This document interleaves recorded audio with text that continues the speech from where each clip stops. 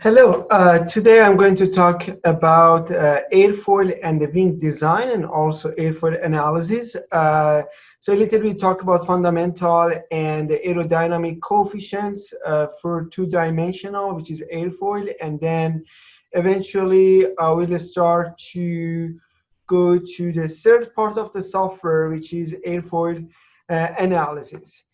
So we talked about the sizing process of any types of aerial system. We said that it starts with the mission analysis with the flight modes, plan form and aspect ratio, constraint analysis, and the weight estimation. So these are the five main steps once you want to design or size the wing of any aerial object, which should be fixed wing.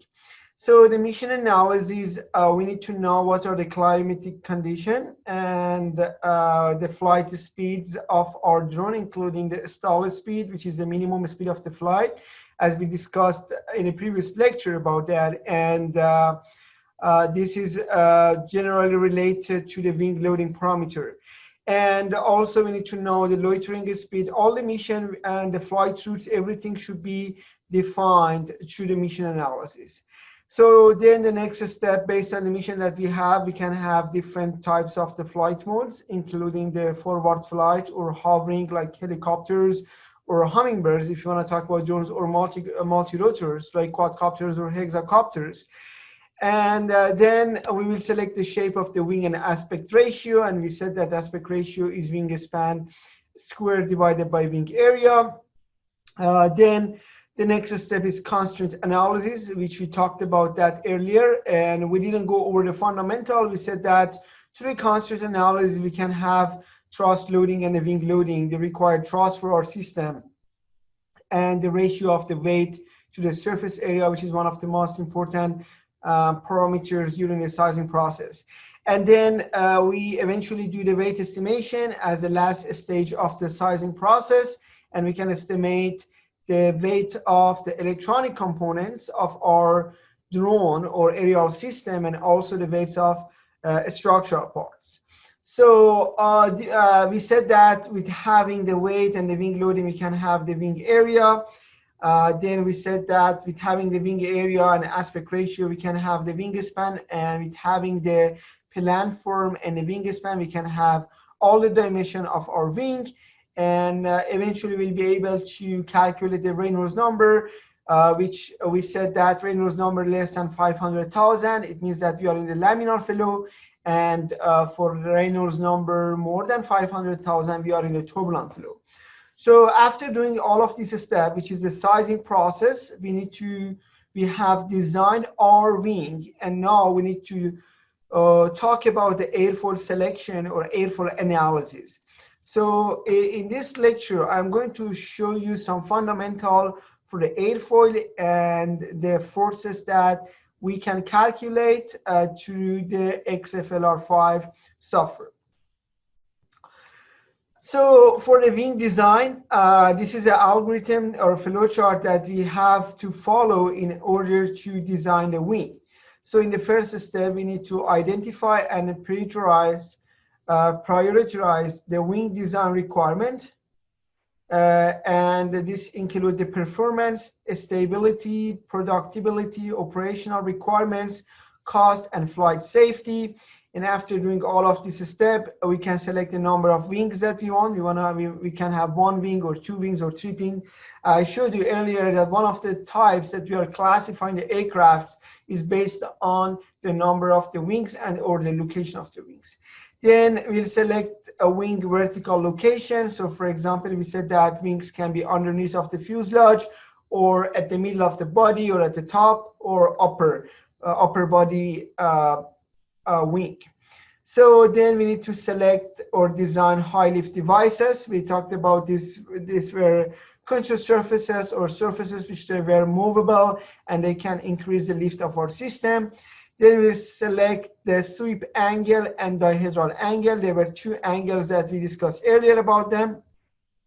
And eventually, this is the step that we are going to focus on, that which is the select or design of the airfoil. So then we can determine the other parameters of the wings. including the aspect ratio, taper ratio, induced angle of attack, and other parameters.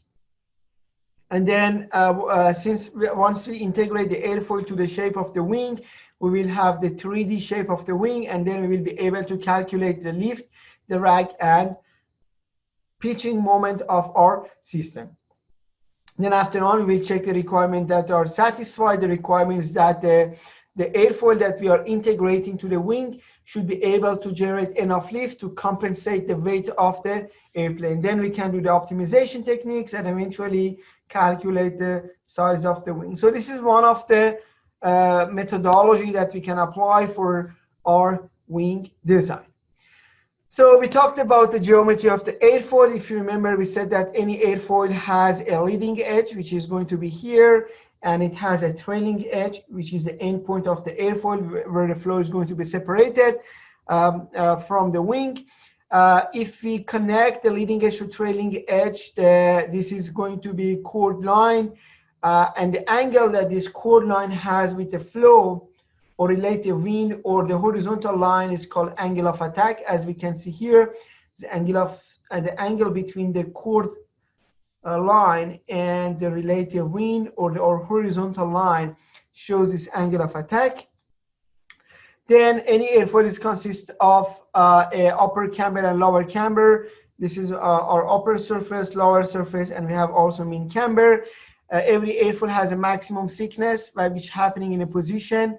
So this is a maximum thickness, and this is happening in X location of maximum thickness.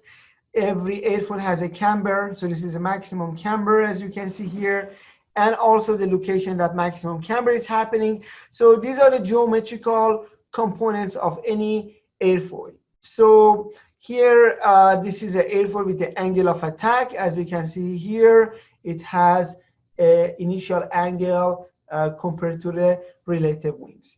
So depending on the shape of the airfoil, we can have different aerodynamic loads or aerodynamic coefficient. So this is a flow around the airfoil. If you remember earlier, we talked that once the flow is passing through the airfoil, since the distance that flow is actually passing through for the top part is more than the bottom side, and eventually it's streamlined, they should reach in the same time. So the velocity of the flow at the top part of the airfoil is going to be more than the bottom part. So therefore, the pressure in the bottom side, it should be more than top side. So due to this, we will have higher pressure in the bottom side of the airfoil and lower pressure at the top side, which eventually create the lift force. And here it shows the pressure distribution depending on the angle of attack. Once the angle of attack is decreasing, the pressure at the top side would be more than the bottom side, and this creates the negative lift, which means that our airplane is going to actually go down instead of going up. And once the angle of attack is increasing, the lift is increasing, but this happens usually to specific angles of attack. And after that, the situation will be different because you have the separation of the flow. As we can see here, this is a wake that has been, or vortice has been generated because of this high value of the angle of attack. And because of this, the flow is no longer attached to the flow, and this would create actually the stall effect. It means that the lift is decreasing and airplane cannot generate enough lift to keep its weights in the sky. And this is one of the reasons that a stall is happening. I think we discussed this one earlier with more details. So any airfoil is generating some aerodynamic forces like F, which we usually consider a point as the center of pressure, which is a center that we can actually put a resultant force instead of these distributed forces on the airfoil. So now if we decompose this airfoil, we have one component which is in a parallel with the flow speed, which is called the drag force. And we have another component which is the normal to the drag, and this is called the lift force, which generates the lift force. So if I change the position of the force here, F, to other position, so this would create a moment. Therefore, we need another momentum to change the location of my aerodynamic forces. So there is a point which is called aerodynamic center. This is mainly about the stability of the airplane, which is the out of scope of this course, but this is the aerodynamic center and this is the center of pressure. So once you want to move the forces, the resultant forces from the center of pressure to the aerodynamic center, since this force is creating a moment, we need to add a momentum here to compensate this shifting here. So as I said, this is a material that is out of the scope of this course. So this was the resultant force F. The F is decomposed to two normal and axial forces, which the axial force is a drag force and the normal force is a lift force plus the momentum that we have. So the aerodynamic coefficient are calculating through these equations. So if I consider that my wing span, so this is a cross section of my wing. If we assume that our span is equal to 1 meter, so the surface area is going to be the multiplication of the chord length times 1. If I just consider a simple rectangular wing shape, so this lift that you are calculating for this amount divided by half, then times density times velocity square times c, it gives me my lift coefficient, and here I have the drag coefficient and the momentum coefficient. So these are for airfoil. We also have for the wing, which I'm going to show you in another lecture that we will talk about the modeling of the 3D modeling of the whole airplane or drone, fixed-wing drone in the XFLR5. But here we are just talking about a two-dimensional, which is just an airfoil. So there are some characteristic graphs of the airfoil that I am going to talk one by one about them. So the first one is the variation of the lift coefficient versus angle of attack, the variations of the pitching moment coefficient about the quarter chord versus angle of attack, the variation of the pitching moment coefficient about the aerodynamic center versus the lift coefficient, the variation of the drag coefficient versus lift coefficient, and the variation of the lift to drag versus angle of attack. So these are 5 main graphs that actually I'm going to show you and discuss about all of them once we go for the software analysis through the software.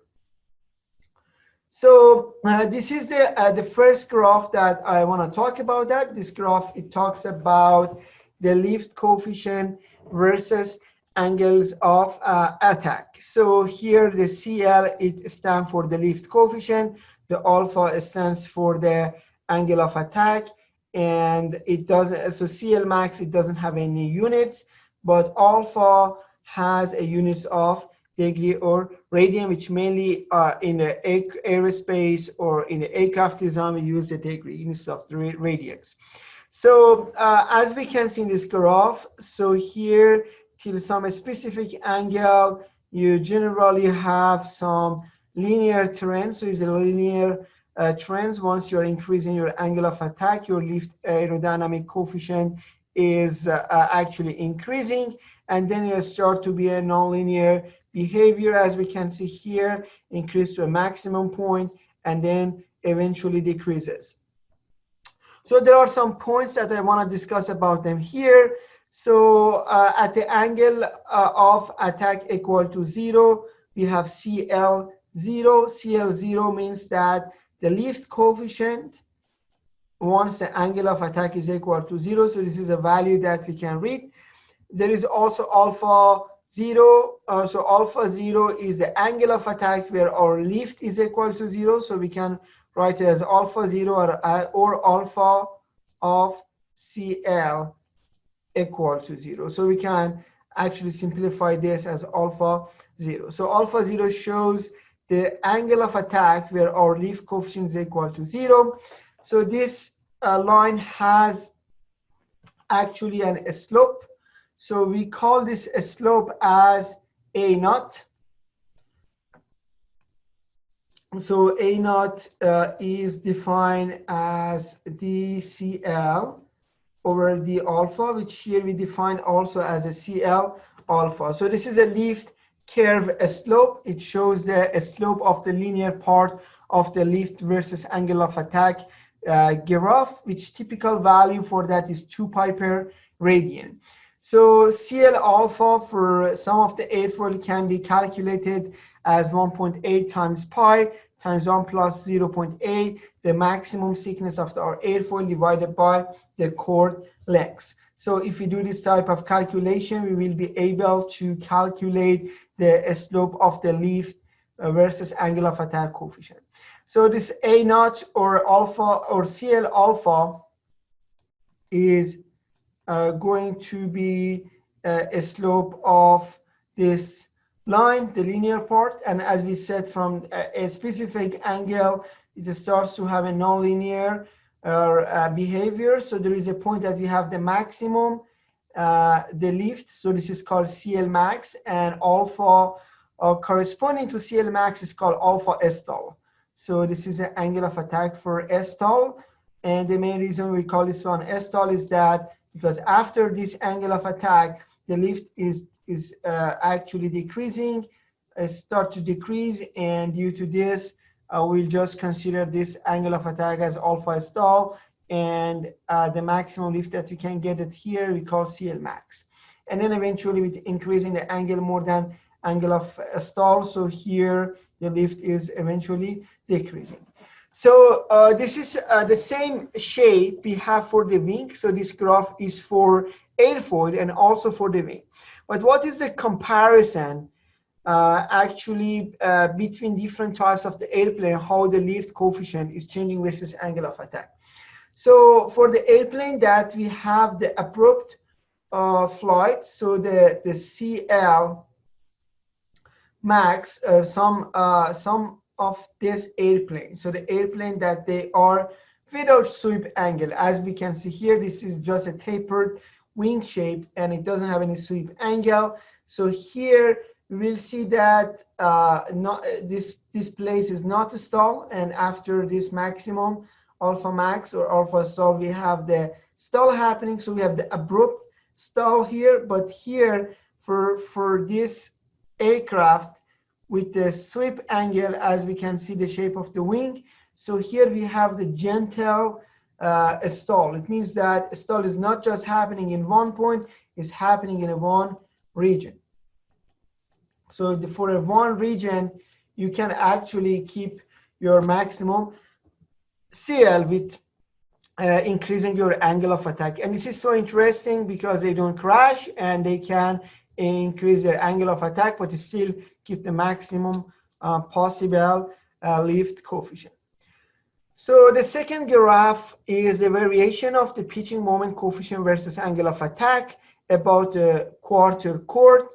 So the quarter chord means that if you have an airfoil like this, and if this is going to be my chord length, so a quarter of that, so we are getting the momentum around this. If this is a C, this is going to be C over 4. So this is about a quarter chord, and so as we can see here, for all the airplane, generally this slope is always negative. As we can see here, it has a negative slope. The negative slope is desirable for a stability points of view. The variations of the pitching moment coefficient about AC versus the lift coefficient is another important thing that we need to consider. So the magnitude of the CM, which is the momentum coefficient, is usually constant for a typical range of the lift coefficient. The typical magnitude for the CM is changing from minus 0.02 to minus 0.05. When CM is transferred to another point, it will not be constant anyway. So as we can see here, if from one angle of attack, we go to another angle of attack, or CMs are not equal. The design objective having CM close to 0 as far as possible is for equilibrium of our system, and it's for stability. The pitching moment or CM must be nullified by another component of aircraft such as tail. The main reason is that why we have the horizontal tail. So if you remember, once we discussed earlier, the main reason for having the horizontal tail is for stability. So because we said that airfoil is generating a moment, and this moment should be compensated. So in order to compensate this moment, which is created by wing, should be compensated by another forces which are generated by the horizontal tail. And this is the main reason that once you are selecting an airfoil, our desirable airfoil is an airfoil which has a lower value of the momentum coefficient. Because once the momentum coefficient is decreasing, it means that we have less moment.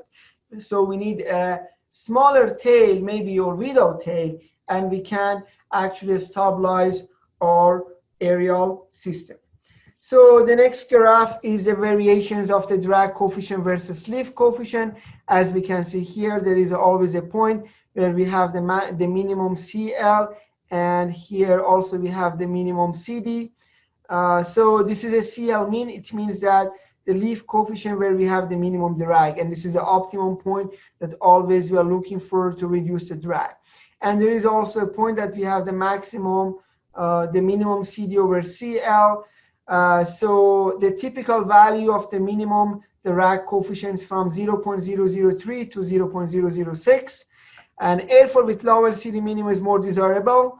And the highest CL over CD max is more desirable. And the K is called, as we can see here, this is a polynomial of second order. And CD is equal to CD mean plus K times CL minus CL mean. So if I have 2 points of my polynomial, I'm able to extract this equation.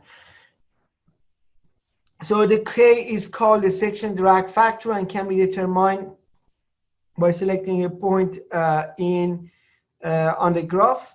So here, as we can see, there is something called drag pocket. It means that you can have a minimum drag with increasing your CL. It means that if there is a cases that I can increase my lift coefficient while my drag coefficient, they are not changing. So the difference between this graph and this graph is that once I'm increasing the CL, the CD is increasing, which is not good for our airplane. But there are some aerospace concepts that with increasing the CL, as you can see, this is a CL, with increasing the CL, the CD would be almost constant. So this just, I want to show you the explanation about this drag coefficient. So drag coefficient versus CL coefficient. Drag coefficient is coming because of the resistance of the air and viscosity of the air. Once you have a moving object in any type of flow, including water, which can be hydrodynamics, or air, which can be aerodynamics. So here we have the resistance of air, which is called the drag force. So the main objective, once you are doing the design, is that you want to reduce the drag as much as we can. So the next graph is the variations of lift to drag ratio versus angle of attack. There is always an angle of attack. We can have the maximum lift to drag coefficient, which this is going to be an optimum value. So this is, for example, an angle which we can have the minimum drag and maximum lift coefficient. So this is our desirable point that we usually try to select this point in order to increase the efficiency of our system.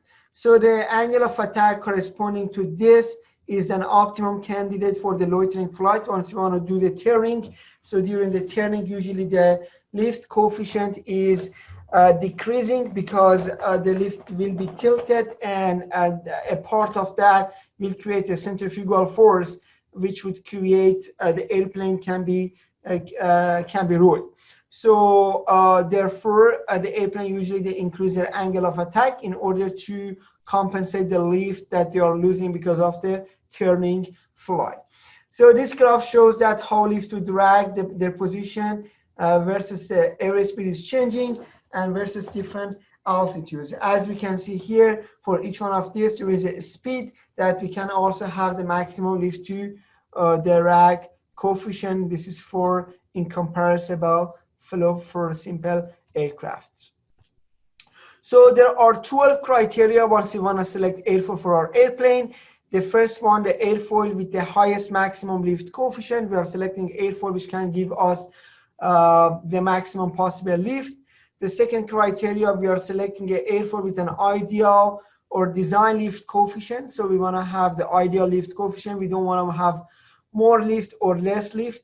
The airfoil with the minimum lowest drag coefficient. So we need to select an airfoil which generates the minimum values of the drag first. So the airfoil with the highest lift to drag coefficient, the airfoil with the highest lift curve slope. We want to select an airfoil which has the highest slope. The airfoil with the lowest pitch momentum coefficient with the lowest CM.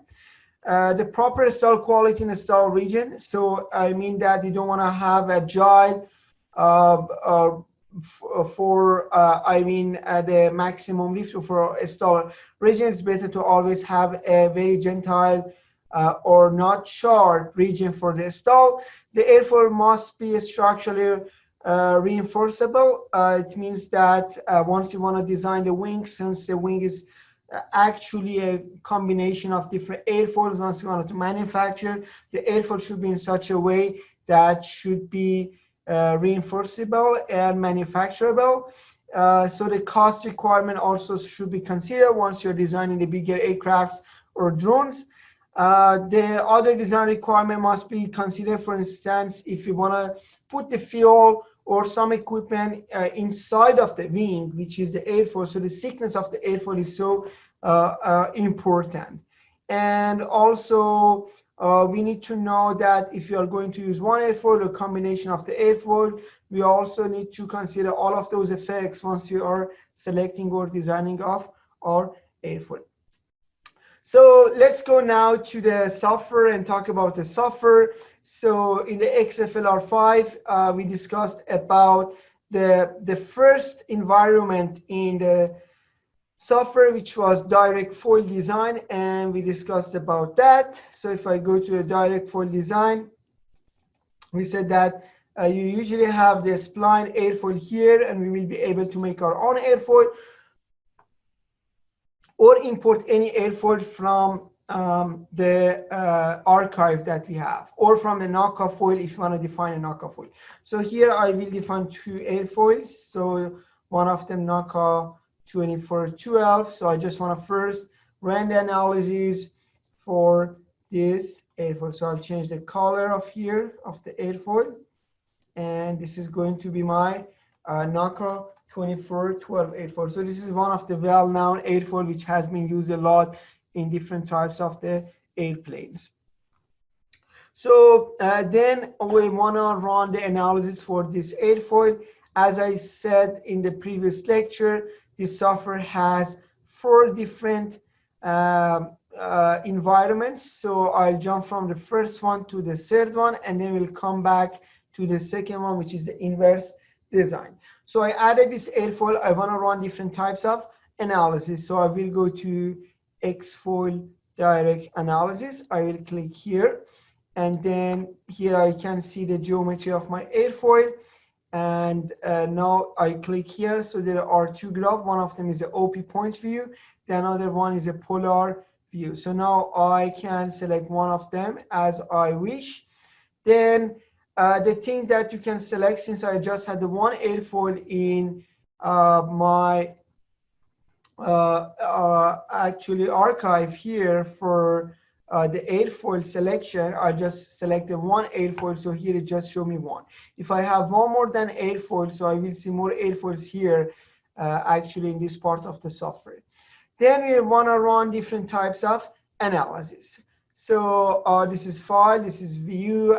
So as you can see here in the design, we talked about normalizing the airfoil or derotate the airfoil, set flap, set gap, set leading edge radius, interpolate airfoil, or knockout airfoil. So this is actually exactly similar to the first environment, which was a direct foil design that we have seen before. So then we have here analysis. So I want to run different types of analysis here. So the first type of analysis that we have here is define an analysis. So, or if I press F6, or if I click here, so this shows me to run the analysis. So this is the first step, is analysis name. I can have the automatic name for my analysis, or I can define the user define. So I will be able to change that. So let's see what is the automatic. I'll discuss this one first, and then we'll see that what this automatic name meaning. So there are 4 types. So type 1, type 2, type 3, and type 4. So in the type 1, as we can see here, I am not able to change none of these parameters, including chord, span, the mass of the wing, the density, and the kinematic viscosity. So there are 2 main factors, if you remember in the previous lectures, once we were talking about aerodynamics, are showing the type of the flow that we are dealing with. So the first one was the Reynolds number, and the second one is the Mach number. So this is the Reynolds number. If you remember, we said that Reynolds number less than 500,000, let's say 400,000, is considered as a laminar flow. Reynolds number of more than 500,000 is considered a turbulent flow. So this was some definition that we have based on the Reynolds number. And we also talked about subsonic, supersonic, hypersonic, and transonic flow, which the Mach number, which was the ratio of the speed of your aerial object divided by the speed of the sound, is showing this Mach number. So for example, I consider a Reynolds number of 300,000, and here our Mach number 0.06. So now let's go back to here. The T1 means that we are selecting the type 1 analysis. The Reynolds number of 300, we can see here it shows 300,000. So it means that our Reynolds number is 300 and our Mach number is 0.06, as we can see here. So for example, if I change this factor to 6,000, and if I put, for example, my Mach number to 1.2, so you see that this would eventually be changed. So my Reynolds number is 600,000, my Mach number is 1.2. So now I'll get back to my low Reynolds number, or my laminar flow for the type 1. So this is the number of the critical point. So this is a trip location for the top, trip location for bottom. So usually I don't want to change the default of the software, so I'll keep them as they are. So this was a type 1. The type 2, so I'll run these types and see that what results we are getting after running these types of analysis. In the type 2, so I can manipulate the chord lengths of my airplane. So this is 100 centimeter and 1 meter chord lengths, and I have 1 meter wingspan. So I have a simple actually a square shape for my wing. The mass is equal to 1 kilogram. This is a density and viscosity that you can select the international units or empirical units. So then there is 2 factors here. The first one is the Reynolds times square root of the lift coefficient, and Mach number times square root of the CL function. So here is type 2. It shows you this Reynolds number times the square root of CL. Is 267. This has been rounded up. And the next one for Mach number times the square root of CL is going to be 0.06. So the type 3, I can actually change my Mach number and Reynolds times CL. And the rest of the parameters are constant. And in type 4, I will be able to change my angle of attack and the Mach number. So, and here, as you can see here, shows the angle of attack of 0. If I change it to 5, you will see that this eventually become 5 here for my angle of attack. So as I said, between these 4 different types, you usually work with the type 1, but I'll try to show you and run different type of analysis with this.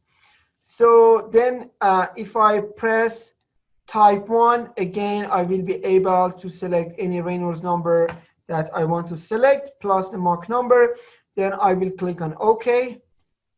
So then here, what you will see is, since it's your first time opening the software, it just shows you 1 angle of attack. So now I can change this angle of attack, apply sequence from -5 to 15. This is usually the range of the angles that once you're running the analysis for the airfoil.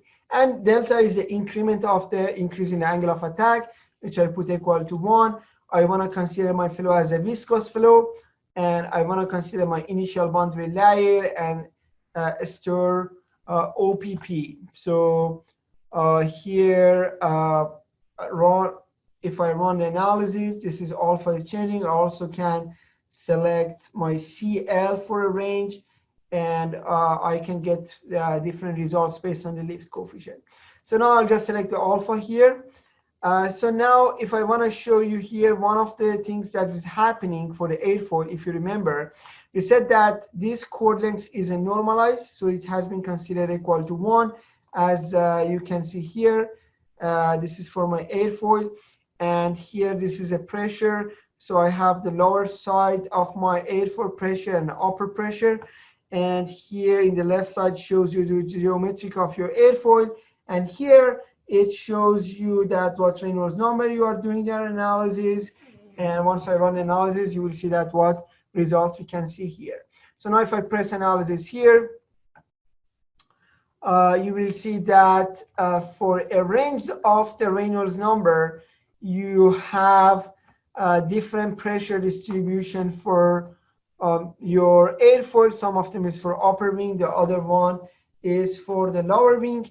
So this is the pressure versus the angle of attack, versus the chord length for various, for a fixed Reynolds number, and for a range of the angle of attack. So this is from angle of attack from -5 to 15.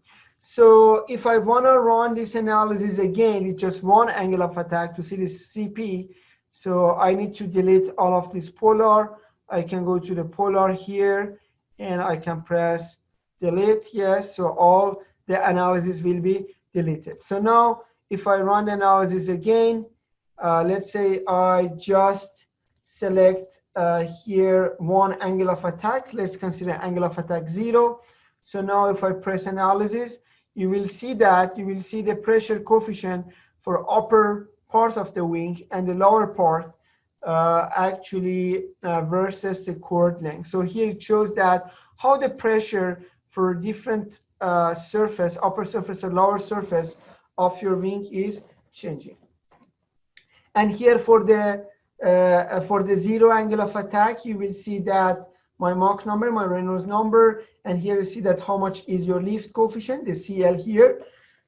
I can also see my momentum and drag coefficient, lift to drag, and here it shows you upper transition and the lower transition. If I double click here with the left side of my mouse, I also will be able to see other graph. So here I can also see the velocity profile. This shows the velocity profile of the flow once it's passing through the airfoil. I can see the square root of the max shear coefficient. This shows the max shear coefficients. I can see the top side, d and theta. These are some components for the drag and a specific angle.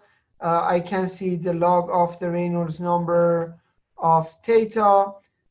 So these are some other wall shear stresses. So these are some components that, or edge velocity or kinematic shape parameters. These are something fundamental that I don't want to go and talk too much about them, but the only thing that we will usually need is CP. So again, in order to get this graph, just double click with the left side of the mouse, and you can select any variables that you want. So this was just for one angle of attack. So now again, if I press on the sequence from -5 or let's say -10 to 15 from with the increment of 1, if I run the analysis, you will see that how I will get here.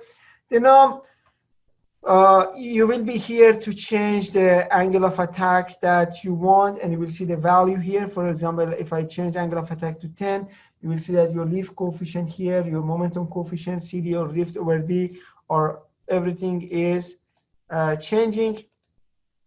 So now let's put equal to 0, and you want to see the displacement thickness. So displacement thickness shows your boundary layer. So this is a boundary layer. This red dot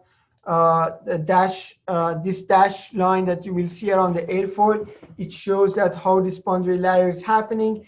And so here you can see that where you have the wake or separation of the flow at the end of your trailing edge. So now if I press animate, this is going to change its angle of attack. So for example, if I put it from -10, you will see that you have the separation of the flow at the lower surface of your airfoil. So now if I press animate, you will see that how the flow is changing and how the flow is separated from the airfoil with decreasing or increasing angle of attack to the higher angle. So here you can see that with animating this, this shows the streamline, which is going to be separated from this. You see here, this is a wake is generating, and eventually airfoil gets to stall effect. So the next things that I wanted to show you here in the software is pressure distribution. We will see here once our angle of attack is equal to 0, I have the higher pressure at the bottom side. So this is the bottom side higher pressure, and these are the top side bottom pressure. So this is just shows that actually the resultant distributed forces over the airfoil, and shows that your CP is happening here. And this upper transition, lower transitions regarding the displacement thickness shows that, for example, for the top part at 0.783 or 78.3% of my core lengths, I have the transition or my flow, it gets to be separated, and this is for the lower transition.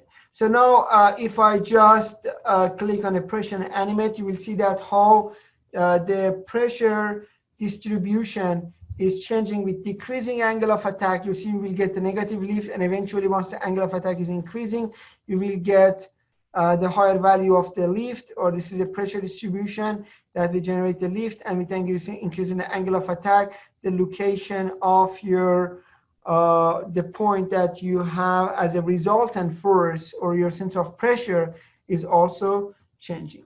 So this is something cool that you can see that how the boundary layer or the flow around the airfoil is changing, or how pressure distribution is changing with changing the angle of attack. So the next part that we want to discuss about that, again, if I delete all this analysis, I can go to polar, current polar, and press delete. If I press yes, so all the analysis will be deleted. So now I'll go to the second part, which is the polar view, which is the main part of our analysis here. Again, I can go to analysis, define an analysis. I can put my Reynolds number and the Mach number here, press OK here. Again, since you are doing this for the first time, make sure that you are selecting the sequence. Put a range of the angle of attack, for example, from -5 to 10 with the increment of 1. Make sure that you are selecting the viscosity effects, initial boundary layer condition, and store OP points. So then here in the polar properties, you will see that it shows the type of the analysis that you are doing, the Reynolds number, the number of the critical points, and the rest of the thing that you will see once we run the analysis. So here you will see that your analysis is Reynolds number of 300,000, Mach number of 0.06 with the n of equal to none, and you can see my airfoil here. So I press analysis here, then the software is actually running this. So if I run it again, you will see that it fastly run analysis, and here we'll see that how different variables can be drawn versus the other variables. So we'll see 5 graphs here. If you want to see less graphs and get more interesting results, or you want to see have a better view of your graphs, you can go to the graph here and you can select any graphs that you want. So for example, if I select any type of this graph, you will see that how the momentum coefficient for this airfoil is changing versus the angle of attack. So again, if you apply the left click of the mouse and press it 2 times, here you will be able to draw any graph that you want. So for example, you want to see that how the lift coefficient is changing versus angle of attack. So if I select CL here and my alpha here, which is my angle of attack.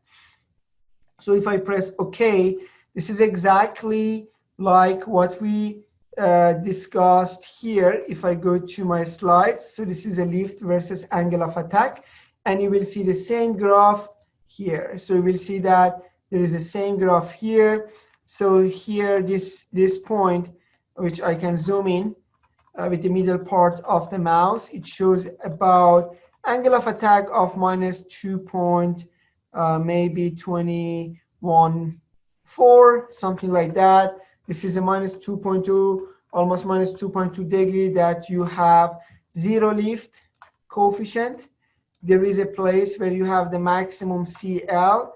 So you see that your maximum CL is about 1. Let's say 3. I can zoom in and you can see exactly 1.305, for example, or 02 or 1.3. This is my maximum CL. And there is an angle of 14 degree, which this maximum CL is happening. This has also a point at angle of attack equal to 0. You will see that how much is your CL, about minus 0.235. So this shows you the CL versus angle of attack. This is one of the interesting results that you can get for your airfoil. This was my airfoil, which I run analysis at those conditions, and then I got the result for the CL versus alpha. The other graph that I wanted to show you is the drag coefficient versus angle of attack. If I press here, you will see that with increasing the angle of attack or decreasing the angle of attack from the 0, the drag coefficient is increasing. So this is a second order polynomial. The main reason at 0, you have 0 angle of attack, you will see here, if I put equal to 0, you will see that this is going to be cross section. The thickness of this airfoil is the section or the descent which is creating the drag force. But once I increase my angle of attack, you will see that you have the higher value which create the pressure drag. This is the main reason that if I increase or decrease my angle of attack, and actually the projected surface area to the flow is going to be increased and the pressure drag is increasing. And this is the main reason that at 0 angle of attack, I have the minimum CD, and once I increase or decrease the angle of attack from 0 degree, my drag coefficient is increasing. So as we can see here, in each angle of attack, I can read that how much value I have for the CD. If I double click here again, I can see the value for CD times 1000. I can see the CDP is a pressure drag. So this shows you the value for pressure drag, excluding the viscous drag, and see this CDP is a pressure drag. I can see my momentum coefficient versus the angle of attack. I also will be able to see that the transition for the top side of my wing, how would happen, the points of the transition for versus the angle of attack for the upper side of my airfoil or for bottom sides. So it shows that, for example, for this airfoil, if my angle of attack is more than 2 degree, then the separation is happening always at 1. And if I have my angle of attack increase the upper side, the separation of the flow is happening actually in the earlier positions. So I can show you here. So for example, in angle of attack 15, the upper transition is 0.027 here. So now if I go back to here at angle of attack 15, if I go, so this value should be 0.27 as we read that value there. So you see that here is exactly 0.2.7 for the points that you have the separation of the flow from your airfoil. So this the next point is CP minimum. It shows you minimum pressure coefficient, and you will see that CL over CD is one of the important factors that we wanted to discuss. As we said that This is actually a position that we have the optimum point or angle of attack for loitering flight. So this was something that we discussed. So if I go back to the presentation and I show you that, so this is a graph that I was talking about, and as we can see here, with increasing the angle of attack, the lift over drag is increasing to a maximum point. And as we said, that this is an angle, corresponding angle where we can have an optimum candidate for the loitering flight. So now if I go back to the software, the next graph that we can have here is the Reynolds number. As you can see, has a constant value. And here, so we showed all the parameters versus the angle of attack. We also able to show lift versus drag coefficient. So you can select and see that how CL is changing versus the drag coefficient, or drag coefficient versus the lift coefficient, or for example, lift versus momentum, or CM versus lift coefficient. So you will be able to get any graphs that you want through the analysis here. So the next thing that I want to show you here is this CL. So if I click here in CL and say that, let's say my CL is changing from 0 to 10 to 1 with the increment of 0.1. So if I run the analysis, so you see that how the CL versus alpha is changing. But we usually work with the alpha. We don't care about the rest of this. So the other types of analysis that we have is batch analysis. So I'm going to delete again this graph, and I want to run the batch analysis. So if I click here in the batch analysis, I will be able to have a range of the Reynolds number for 4 different types that we discuss. So this is the foil list. If you want to have a list of the airfoils, just have knockout 2412.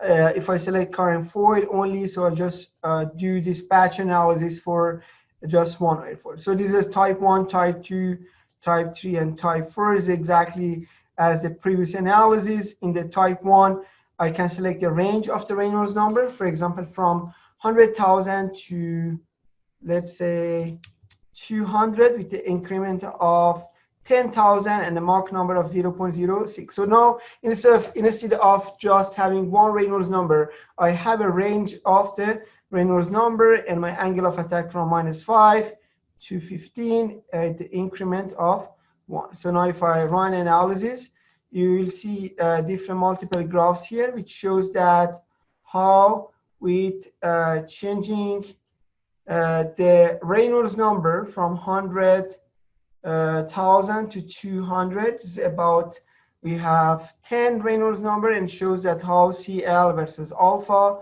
or CD versus alpha for different Reynolds number are changing. So this is the analysis of the airfoil. So now again, I want to delete all the graphs here one by one, or I can make a new projects here. So now let's add one symmetric airfoil and see what would happen for a symmetrical airfoil. So if I go to the foil or design here and knockout foil, if I select, instead of 2412, as we discussed, if the 2 first digits are equal to 0, we will have a symmetric airfoil. So I'll put 0006. It means that we have an airfoil with a thickness of 6, or 00, or let's say 11. So I have an airfoil with a thickness of 11. So now if I go here, analysis, define an analysis, the same, let's say, keep the same Reynolds number and Mach number. And in the sequence, I'll add the range of my angle of attack. And I would just want to see versus angle of attack to see how this would change. So if I press analysis here, so let's see, this is CD. Shows it again with the increasing the angle of attack, the drag coefficient is increasing, but the CL you will see here at the 0 angle of attack, your CL is equal to 0. And this happens because our airfoil is symmetric. It means that our upper pressure and lower pressure, they are the same. So here, if I put at 0, you will see that here your CL is equal to 0 because the top surface of your airfoil is exactly like the lower surface. And here what would happen, your lift coefficient is equal to 0. So, and it's but with increasing the angle of attack, you will get a lift. So the other thing that I wanted to show you is the comparison between between two airfoils. So again, if I delete here, and let's add one more airfoil here. So this is NACA 0012. Let's add another airfoil. So for example, 2413. And let's add another airfoil. For example, again, I should go to design, NACA foil, and for example, let's say 1206. So let's say I have 3 airfoils. As you can see here, now I want to run the analysis and do the comparison between the airfoil. So I will go to here, which is polar view, and I want to see CL versus alpha. So for NACA, let's say start with 0011. I can go to analysis again, define an analysis, put the Reynolds number and Mach number, click on OK, and run for this. This is a graph that you will get for NACA 0011. Then I can select my next airfoil. Again, I can go to analysis, define an analysis, click on OK, and run the second analysis. As you can see here, this is my for second airfoil. And I can select the third airfoil, 2413, define an analysis, and run this. And I can change the weight. So as we can see here, it shows that the comparison between the CL, see that NACA 2413 is generating more lift at 0 angle of attack, or at the same angle of attack. Stall is happening is higher angle of attack at NACA 2413. As you can see, about 15 degree compared to followed by NACA 0011 and NACA 1206. The same for the CD. We will see that how the CD is changing. And CL over CD is the main parameter I will select. We'll see that NACA 2413, it gives us a higher value in the lower angle of attack for the CL over CD. So it's the best airfoil if I want to just compare these 3 airfoils. So these are analysis. If you want to extract any type of graphs, so for example, you can go here, right click there, and there is a current graph and export graph. You will be able to export graph and file in an Excel file or the CSV format, or to read more data.